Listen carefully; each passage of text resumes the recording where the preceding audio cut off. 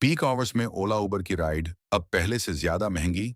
जानिए क्या है नए नियम। अगर आप रोजाना ऑफिस के समय या शाम की भीड़ में ओला, उबर या रैपिडो जैसी कैब सेवाओं का इस्तेमाल करते हैं, तो यह खबर आपके लिए बेहद जरूरी है।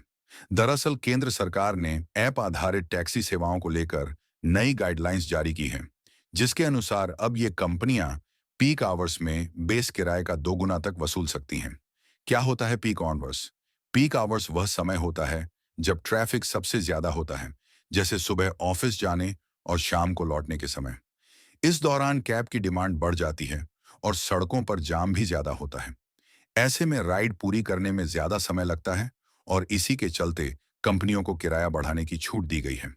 अब अगर किसी रूट का बेस किराया RS50 है, तो पीक टाइम में वही राइड RS100 से RS150 तक की हो सकती है।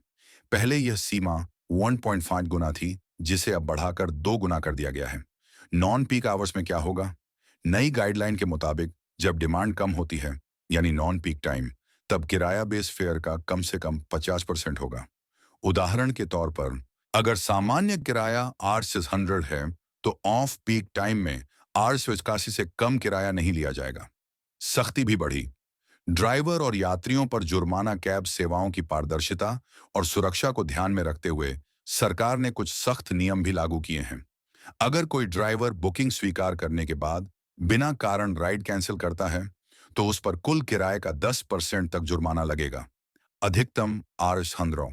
ये जुर्माना ड्राइवर और कंपनी के बीच बांटा जाएगा। यही नियम यात्रियों पर भी लागू होगा। अगर वे बुकिंग के बाद बिना उचित कारण राइड रद्द करते हैं, तो उन्हें भी यह पेनल्टी चुकानी पड़ेगी। निजी बाइकें भी बन सकती हैं। कैब राज्य सरकार की अनुमति पर निर्भर नई गाइडलाइन के अनुसार राज्य सरकारें चाहें तो निजी मोटरसाइकिलों को भी कैब सेवा के रूप में रजिस्टर्ड कर सकती हैं। इससे अब ओला, उबर, रैपिडो जैसे प्लेटफॉर्मों पर निजी बाइक के माध्यम से भी राइड बुक करना संभव हो सकेगा, बशर्ते संबंधित राज्य इसकी मंजूरी दे। निष्कर्ष: नई गाइडलाइन यात्रियों की सुरक्षा, ड्राइवरों की जवाबदेही और कैब सेवा की पारदर्शिता बढ़ाने की दिशा में बड़ा कदम है, लेकिन साथ ही यात्रियों को अब पीक टाइम में ज्यादा जेबडीली करनी पड़ेगी।